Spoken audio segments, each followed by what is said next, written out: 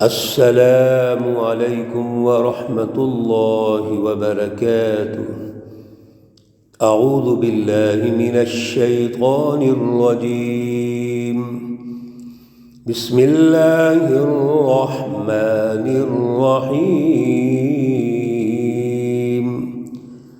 ومن کفر فلا يحزنك كفره إلينا مرجعهم فننبئهم بما عملوا إن الله عليم بذات الصدور۔ صدق الله العلي العظيم۔ اللهم صل على سيدنا ومولانا محمد النبي الأمي وعلى آلہ واصحابہ وبارک وسلم وصلی علیہ۔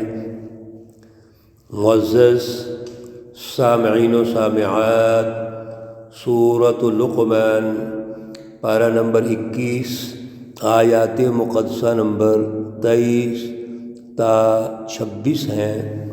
اللہ رب العزت ان آیات کا فہم اور شعور عطا فرمائے اور عمل کی توفیق اور صلاحیت عطا فرمائے۔ گزشتہ درس میں اللہ رب العزت نے بڑے دلائل ارشاد فرمائے اور کائنات کے مرکز کے طور پر اپنا تعارف کروایا، اور کائنات میں انسانی جد و جہد کی اہمیت ارشاد فرمائی، اور اس کے ساتھ ساتھ اللہ رب العزت نے یہ واضح فرمایا کہ انسان کو عقل دماغ میں اعلیٰ ہونا چاہیے، اس کا مشن اعلیٰ ہونا چاہیے، نظریات اعلیٰ ہونے چاہیے، اس میں اللہ کی پہچان ہونی چاہیے، فلسفہ توحید کو سمجھنا چاہیے، اللہ کو مرکز مان کر اپنی تمام تر جد و جہد کرنی چاہیے۔ کیوں؟ سارا کچھ اللہ نے پیدا کیا، پھر اللہ نے مسخر کر دیا، انسان کے تابع کر دیا۔ آسمان و زمین میں جو کچھ ہے، پھر فضا ہے، ہوائیں ہیں، سب کچھ انسان کے تابع کر دیا ہے تاکہ یہ انسان آگے بڑھے، ترقی کرے، اللہ کی کائنات پہ ریسرچ کرے۔ انسان جس جستجو میں لگ جاتا ہے اللہ اس کو کامیاب کر دیتے ہیں۔ یہ سمندروں کی گہرائی میں اگر چلا جائے تو وہاں بھی اللہ کی نعمتوں کو تلاش کر لیتا ہے، بڑے بڑے سخت پہاڑوں کو کھودتا ہے تو اللہ کی نعمتوں کو تلاش کر لیتا ہے۔ لیکن یہ ملکہ کس نے دیا؟ صلاحیت کس نے دی؟ یہ اللہ نے دی ہے۔ پھر جب ان سے کہا جاتا ہے کہ اس اللہ رب العزت پر ایمان لاؤ، اس کی پہچان پیدا کرو، اس کی پیروی کرو، اطاعت کرو، تو یہ اپنے رسمی خداؤں کو دیکھتے ہیں، آباء و اجداد کا نام لیں گے، کبھی خود ساختہ جو حکمران، سردار، لیڈر بنے ہوئے ہیں ان کو دیکھتے ہیں، وقت کے فرعونوں کو دیکھیں گے، ابو جہل کو دیکھیں گے، ابو لہب کو دیکھیں گے، کیسر و کسریٰ کو دیکھیں گے۔ جیسے آج ہم بڑی طاقتوں کو دیکھتے ہیں، امریکہ، یورپ اور اس کی حلیف بلاکوں کو دیکھتے ہیں۔ آج جو مسئلہ فلسطین پیدا ہوا ہے میرے عزیزو، یہ آج تو پیدا نہیں ہوا، یہ تو ایک عرصے سے چلا آ رہا ہے۔ جب سے پاکستان بنا اس سے پہلے سے جنگ عظیم اول اور دوم کے نتیجے میں یہاں پر باقاعدہ اسرائیلیوں کو آباد کیا گیا، یہود کو آباد کیا گیا، نصارہ کو آباد کیا، مختلف جگہوں سے اٹھا کر ان کو آباد کیا گیا ہے۔ تو یہ مسئلہ آج کیوں نہیں حل ہو رہا؟ ہم نے اللہ کو خدا نہیں مانا، مرکز چھوڑ دیا، اور جو نام نہاد سپر پاورز ہیں ہم ان کو مرکز مانتے ہیں۔ آج آپ اس سارے مسئلے کے پیچھے سپر پاور امریکہ ہے، اور مسلم ساری ریاستیں اس کے ماتحت پالیسیاں بنا رہی ہیں۔ بڑی ہم تقریریں کر رہے ہیں، جلسے کر رہے ہیں، کانفرنسیں کر رہے ہیں، اس کو گالیاں دے رہے ہیں، لیکن وہ اپنی بدماشی قائم کرتا جا رہا ہے۔ اس کا جو ہدف ہے انسانیت کو تباہ کرنا، انسانوں کو غلام بنانا، انسانی وسائل پر قبضہ کرنا، خطوں کے وسائل پر قبضہ کرنا، اسی نقطہ نظر سے وہ آج اسرائیل بھی اس نے آباد کیا ہوا ہے، تیسری دنیا کے ممالک کو اس نے تباہ کر دیا، مسلم ریاستوں کو پارا پارا کر دیا اس نے۔ اللہ فرماتے ہیں کہ یہ شیطان ہے، ان کے پیچھے مت چلو، آپ بالعروۃ الوثقی، ایک مضبوط کڑا جس کے پیچھے اللہ کی رہنمائی ہے، اللہ رب العزت کے اصول و ضوابط ہیں، ان کے پیچھے چلو۔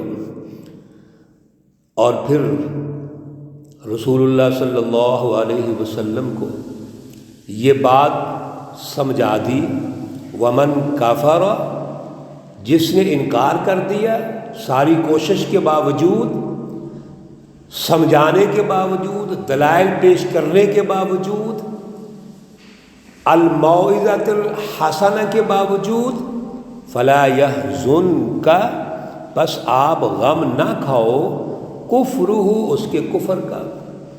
آپ اس کے کفر کا غم کیوں کھاتے ہیں؟ آپ کا جو کام ہے، منصب ہے، مشن ہے، وہ آپ نے پورا کر دیا۔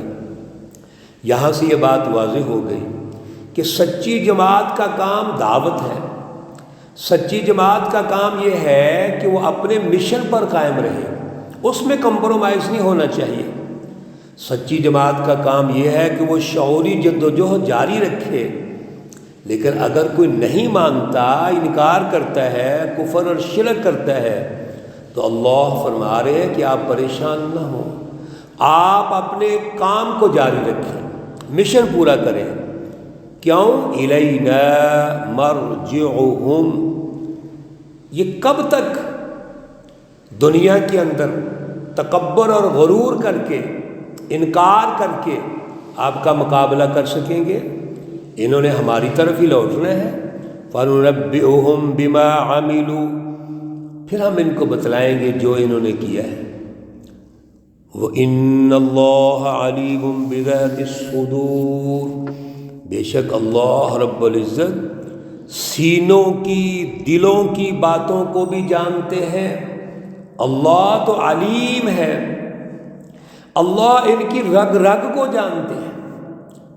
یہ علیم بذات الصدور ہے، یہ کہاں بیٹھے ہوئے ہیں؟ اللہ کی اگر ڈیل ہے تو اس کا ایک مقصد ہے۔ کیوں؟ اللہ فوراً گرفت نہیں کرتے، اللہ رب العزت پورا ماحول دے کے، دلائل دے کے، موقع دے کے پھر اللہ پکڑتے ہیں، اور جب پھر پکڑتے ہیں، ان بطش ربک لشدید، بے شک اللہ کی جو پکڑ ہے وہ پھر بہت سخت ہوتی ہے۔ پیچھے آپ دروس میں سن چکے ہیں، فرعون جو اپنے آپ کو خدا کہتا تھا، اس کا انجام کیا ہوا؟ نمرود کا انجام کیا ہوا؟ ابو جہل کا انجام کیا ہوا؟ کیسر و کسریٰ کا انجام کیا ہوا ہے؟ وقتی طور پہ یہ فائدہ اٹھاتے ہیں، اس لیے اللہ نے فرمایا نمتعہم قلیلا، ہم ان کو فائدہ دیتے ہیں لیکن تھوڑا۔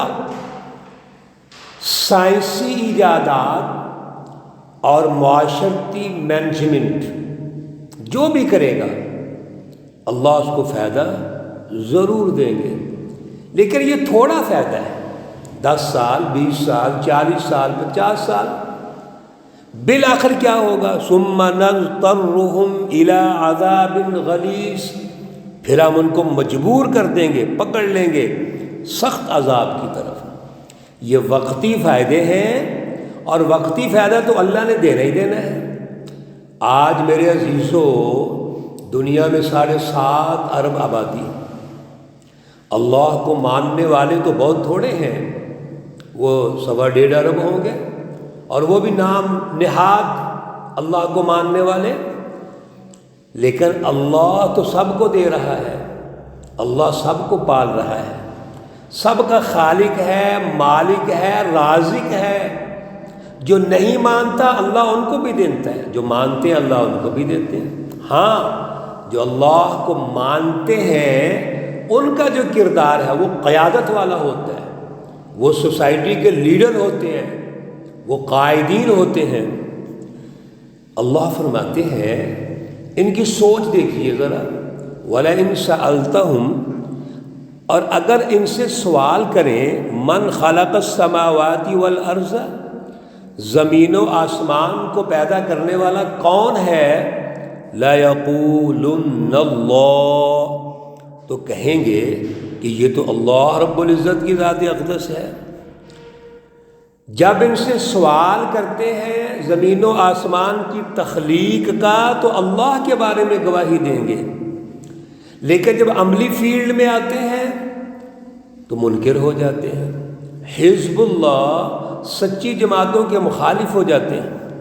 قل، کہہ دیجئے، الحمدللہ، تمام تعریفیں، ہر قسم کی تعریف اللہ کے لیے ہے، بل اکثرہم، بلکہ ان میں سے اکثر ایسے ہیں، لا یعلمون، وہ جانتے نہیں ہیں۔ للہ ما فی السماوات والارض، اللہ رب العزت نے سارے دلائل دینے کے بعد، گفتگو ارشاد فرمانے کے بعد، رہنمائی دینے کے بعد، ان کی سوچ، ان کی اذہان کو بیان کرنے کے بعد، ان کے مائنڈ سیٹ کو ارشاد فرمانے کے بعد فرمایا، سن لو، للہ، اللہ ہی کے لیے ہے، ما فی السماوات والارض، جو کچھ آسمانوں میں ہے اور جو کچھ زمین میں ہے۔ اللہ رب العزت نے رکوع کے شروع میں بھی یہ فرما دیا کہ زمین و آسمان اللہ کے ہیں، اور اللہ نے ہمیں طاقت دی، صلاحیت دی کہ ہمارے مسخر کر دیا، تابع کر دیا۔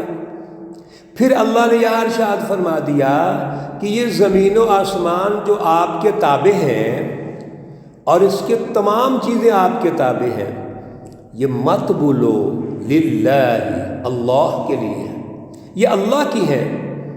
اللہ رب العزت ان کے خالق و مالک ہے، رب ہے۔ اللہ رب العزت نے تمام مخلوقات کو پیدا کیا ہے، انسانوں کو بھی پیدا کیا ہے، اور انسانوں میں جو صلاحیت رکھی ہے وہ اللہ نے رکھی ہے، اللہ کی طرف سے ہے۔ ان اللہ، بے شک اللہ رب العزت کی ذات اقدس، هو الغنی، وہ بے پرواہ ہے، الحمید، سب خوبیوں والا ہے۔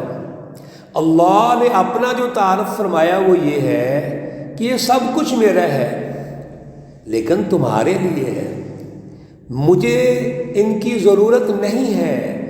اللہ تو بے پرواہ ہے، الغنی، اور پھر الحمید، وہ کائنات کے ذرے ذرے کی جو تعریف ہے، ہر ذرہ اللہ کی تعریف کر رہا ہے، اللہ کی خوبیاں بیان کر رہا ہے، اور اللہ ہے ہی خوبیوں والا۔ اللہ میں کوئی معمولی سے معمولی رائی کے برابر بھی کوئی خامی کمزوری نہیں ہے، کوئی نقص نہیں ہے۔ ان اللہ هو الغنی الحمید، بے شک اللہ رب العزت ہی بے پرواہ ہے، خوبیوں والے ہیں۔